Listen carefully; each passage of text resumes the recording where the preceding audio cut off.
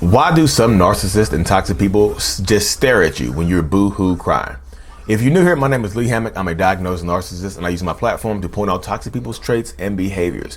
And this is a Narcissist Explains. In today's episode, we're talking about just that, crying in front of a narcissist. Why they look at you like that? What is going on inside of the mind of a narcissist? Why are you boo-hoo crying in front of them? Like and subscribe, y'all. Stay tuned. So this person is saying the toxic person or narcissistic person used to just stare at her while she cried.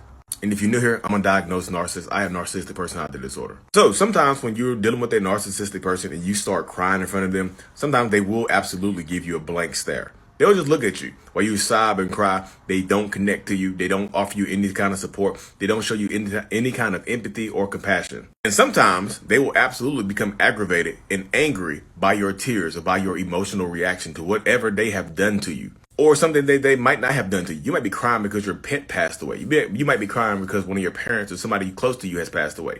They still don't want to hear it. They don't want to be inconvenienced by this emotional reaction. Sometimes they'll put you on a time limit. Hey, you got about 5 more minutes to get over it, and I'm going to get angry. And sometimes your tears might actually turn the narcissistic person on.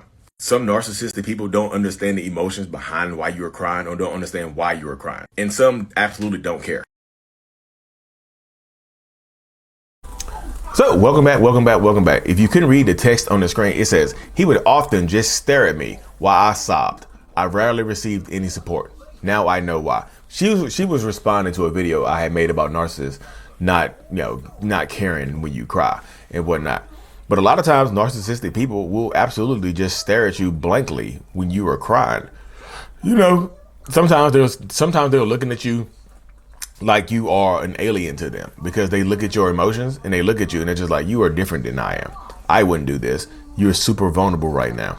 Your vulnerability, them seeing you in this vulnerable moment can do a few different things, y'all. The first thing, this is in no particular order because everybody's narcissistic person is going to be different. The first thing that happens in this circumstance is that they can get angry at you. They can get super angry, agitated as hell. And just because your tears, your crying is an inconvenience to them. You crying in front of this narcissistic person can be absolutely become an inconvenience to them. It just can. They'll look at you like let's keep it hot. Let's keep it real. I've been a person that just look at you like you're crazy for crying. Like, what the hell? What? I used to get agitated when people cried in front of me, depending on who the person was. I was like, oh my, here we go. What are you crying for? What are the tears for? What I had to hear this for? You know what I mean? I become agitated because your tears and stuff like that will be an inconvenience to me. I didn't understand why you were crying. I see the emotion, but I didn't understand it. I didn't like it. So it was an inconvenience to me because I didn't understand it. I didn't like it. I just become super agitated. And sometimes narcissistic people will rage out on you. When you cry, they'll get mad and start yelling and screaming at you. Some of them, not me, but I'm not saying I'm not saying because I'm being emotionally abusive, but I'm just saying sometimes people will absolutely get physically abusive and try to beat your ass because you're crying in front of them. This happens a lot of times when you have a parent that is a narcissist or a toxic person, where you're crying in front of them and they say, stop crying, I'll give you something to cry for. And then you keep crying and they get agitated and they beat your ass even harder. And then you boohoo crying and screaming. Now you're being traumatized. You see what I'm saying? It happens that way a lot of times. And that's why I tell people, it's not your fault. Like, especially if you have a parent that's beating your ass, it's not your fault, y'all. I'm just telling you. It just is how it goes sometimes. But that's the dynamic that a lot of people have in these situations. Like, they will become agitated when you cry in front of them. Like I said, the second way they can react is they just stare at you and just become blank and despondent. Like they go, it's like kind of like a robot goes into like standby mode. Like they're active in front of you, like, I'm a narcissistic robot here abusing you. And then you start crying and they just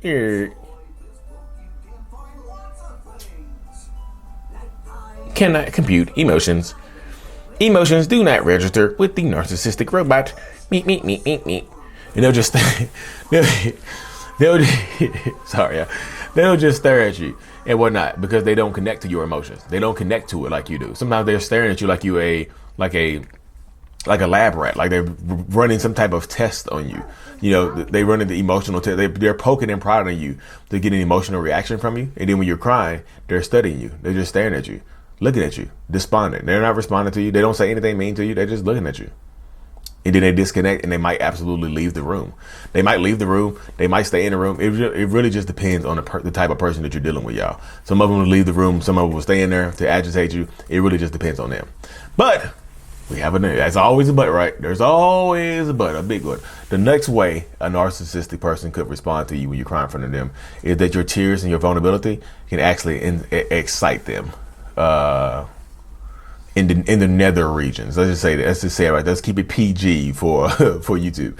Your tears can absolutely, excite them in the Netherlands, in the nether region, not the Netherlands, the nether regions of their body, in their private person area.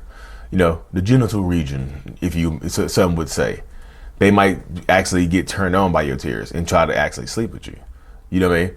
Your tears, your vulnerability might absolutely turn them on. And I used to get excited like that back in the day, y'all. And you okay?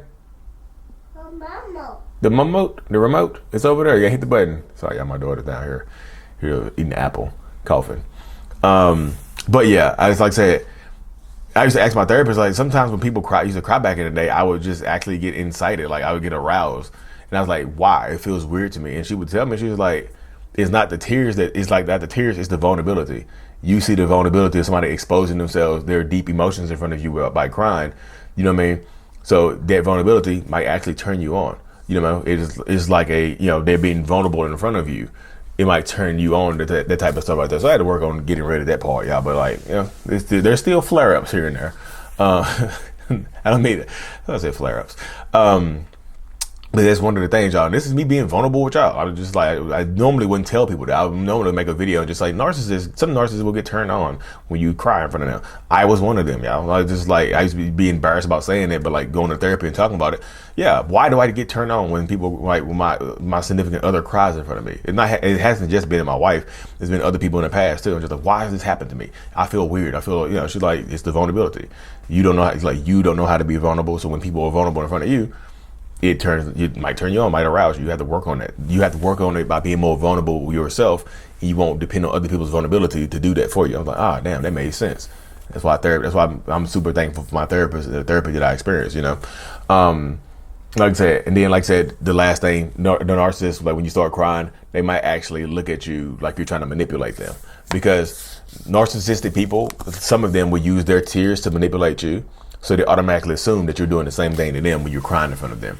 So they might become agitated, angry as hell at you, start yelling and screaming at you because they think you're trying to manipulate them with your tears. Oh, here come the waterworks. Oh, here come the tears. Trying to manipulate me, trying to turn me, like trying to do this to me. You get it. You understand the dynamic because y'all have been in it for a while. But anyway, y'all, I'm gonna cut this thing short. I'm gonna have a one-on-one over Zoom here in literally less than 2 minutes. So had to hop off this thing. If you haven't already, support the journal on Amazon, the I Love Me, a self-love journal by Lee Hammock, on Amazon. The link is in the description of every video I do, or you can get on Amazon and search Lee Hammock self-love.